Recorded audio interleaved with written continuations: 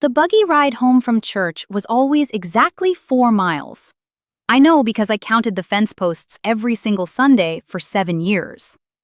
Not because I was curious about the number, because counting fence posts was the only thing that kept me from thinking about what was waiting for me when we got home.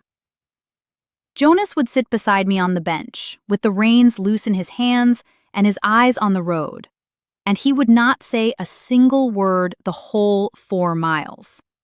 Not about the sermon, not about the weather, not about the children bundled in the back. The silence between us on those Sunday rides was not the comfortable silence of two people who had said everything they needed to say. It was the silence of a man calculating. And I learned, slowly, the way you learn things that nobody teaches you directly, that the length of that silence was a kind of preview. A long silence meant a long night. A short silence, a merciful one, meant he had already decided and was not bothering to make me wait. Before I go any further, I have to say something to you directly. More than 90% of the people watching this right now have never subscribed. And I understand that. You found this video, you were curious, you wanted to hear something true. But if what you are about to hear touches something in you, something you have carried quietly for a long time, I hope you will subscribe and stay. It is completely free, and it helps make sure these stories, the ones nobody was supposed to tell, keep getting told. While you're here, tell me something in the comments. Did you ever learn to read someone's silence the way I learned to read Jonas's? Tell me. I want to know. Now, let me tell you what Amish Sundays actually looked like behind the doors nobody could see through. My name is Martha. This is Hannah the Amish Girl, the channel where the stories that were meant to die in farmhouse kitchens get spoken out loud instead. I grew up Old Order Amish in Geauga County, Ohio. I was baptized at 17, I married at 19, and I spent the next 7 years learning that the holiest day of the week was also the day I was least allowed to be tired. What I'm about to tell you is not a story about one man. It is not a story about one Sunday. It is the story of a structure so old and so complete that nobody inside it could see its edges. I could not see them either. Not for a very long time. In Old Order Amish communities, Sunday is the Lord's Day. There is no work. There is no cooking beyond what was prepared the night before. The church service itself lasts 3 hours. 3 hours of sitting on backless wooden benches, women on one side, men on the other, children pressed between their mothers like small, warm weights. The sermons come in High German and Pennsylvania Dutch, and they go on longer than you can imagine if you have never sat through one. By the time the last hymn is sung and the last prayer is spoken, the bones in your back feel like they have been rearranged. And yet, the Sunday expectations did not end when we climbed back into the buggy. For Jonas, Sunday service was not the day's main event. It was the preparation for it. I did not understand this for the first 2 years of our marriage. I thought the quiet on the ride home was reverence. It took me until our 3rd year, a conversation I was not supposed to hear, to understand what Sunday night meant for the men in our district. My father-in-law and 2 of Jonas's brothers were standing near the back door of my in-laws' kitchen, not knowing I was close enough to hear. One of them said something I will not repeat word for word, but the meaning of it was this. Sunday was the one night a wife had no excuse. There was no field work that day, there was no canning, no laundering, no heavy lifting. She had spent the day sitting. She had eaten a prepared meal. What reason could she possibly have to be tired? What reason could she possibly have to refuse? I set the dishes down and stood very still, and something rearranged itself inside me. Not dramatically, not the way it happens in stories, more the way ice shifts under snow before it cracks. Quiet, barely audible, but permanent. Because I had been tired every single Sunday of my marriage. Not from work, from the 3 hours of sitting still, from managing 2 small children through a 3-hour service while trying not to let them make a single sound that would turn heads, from the smiling and the visiting and the careful performance of being a contented young wife in a community where everyone was watching, and everything you did was material for the conversation that happened after you left the room. I had been exhausted every Sunday. I had just not known I was not allowed to say so. Here's what Sunday morning looked like in our house. We were up before 5. Jonas milked because even on the Lord's Day the cows do not understand theology. I dressed the children, pressed their Sunday clothes, braided my daughter's hair, made sure my own covering was pinned straight. I put out the cold breakfast we had prepared the night before, soft cheese and bread and sliced ham, and the pickled beets Jonas liked. I ate standing up at the counter because there was not time to sit. We were in the buggy by 7. I spent the first hour of the service keeping my youngest from crying. The second hour I spent praying he would stay asleep in my arms. The third hour I spent calculating whether I could make it to the outhouse and back before the final hymn, and deciding I could not. By the time we climbed back into the buggy, I had not been truly still since before 5 in the morning.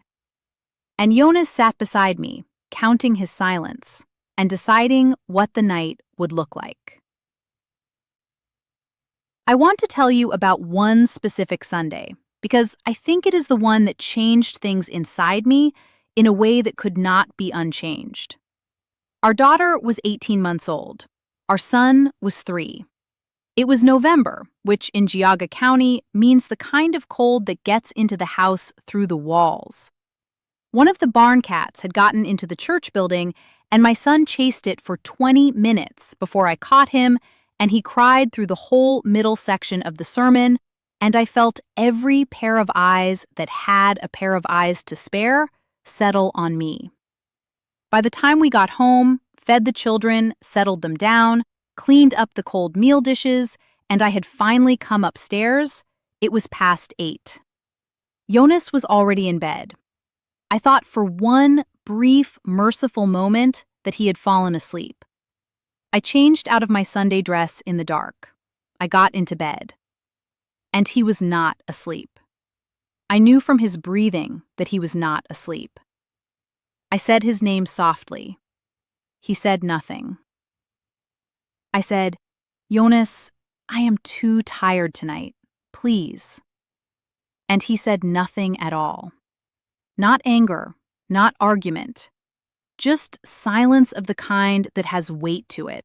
The kind that presses down on you in the dark, the way water presses down when you are too far below the surface. I lay there beside that silence for a long time. I thought about the bishop's sermon from 3 Sundays before, about a wife being a vessel, about a vessel's purpose being to hold what is poured into it.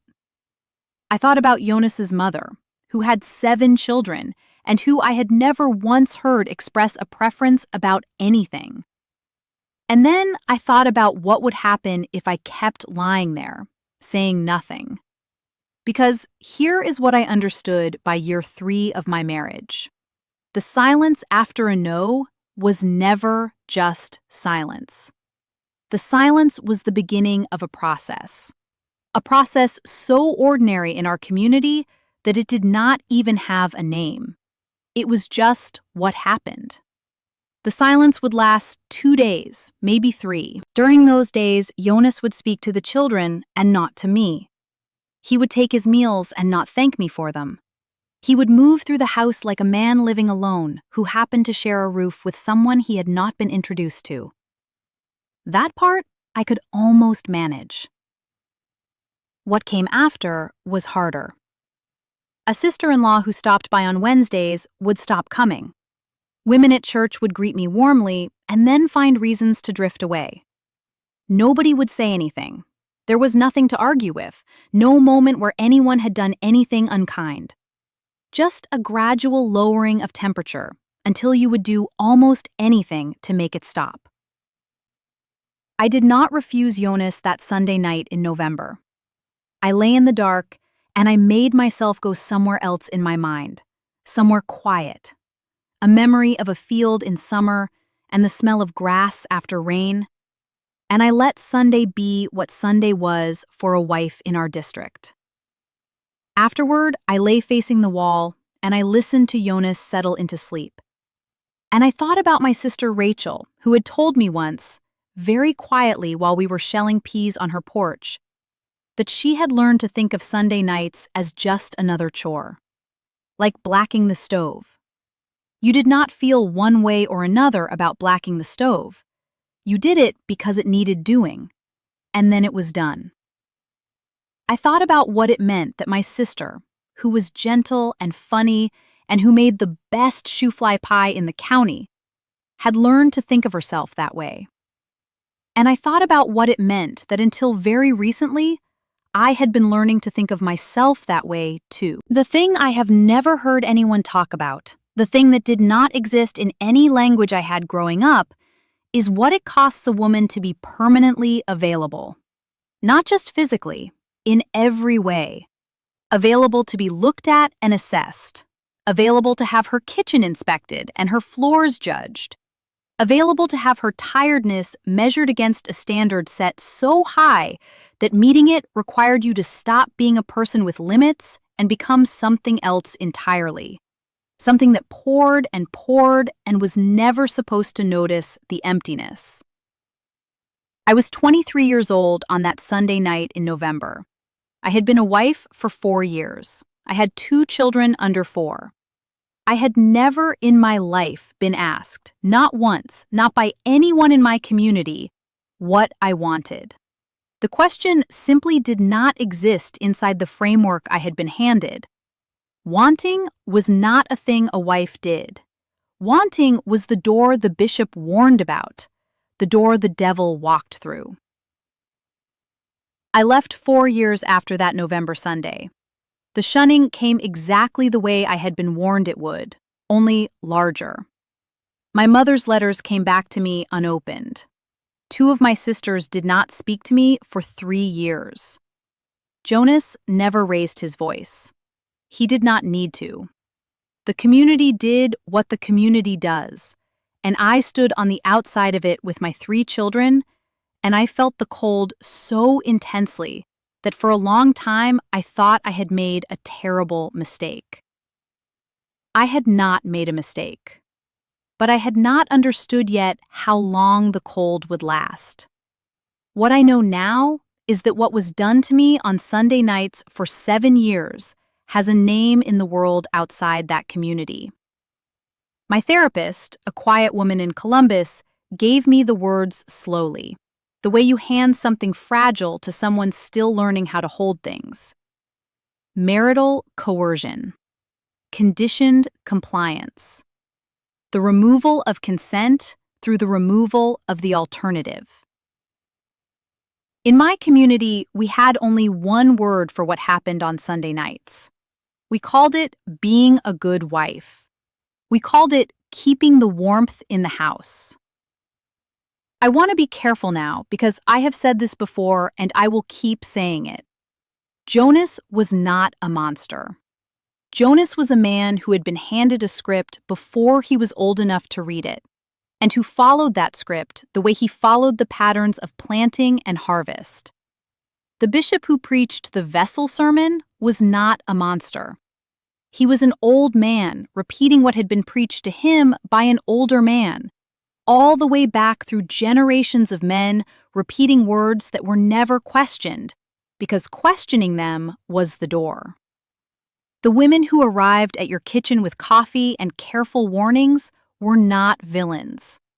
They were women who had also been Sunday wives, who had also learned to go to the field in summer when the smell of rain made things briefly bearable, who learned to call that bearing love because the only other word for it would have cost them everything they knew.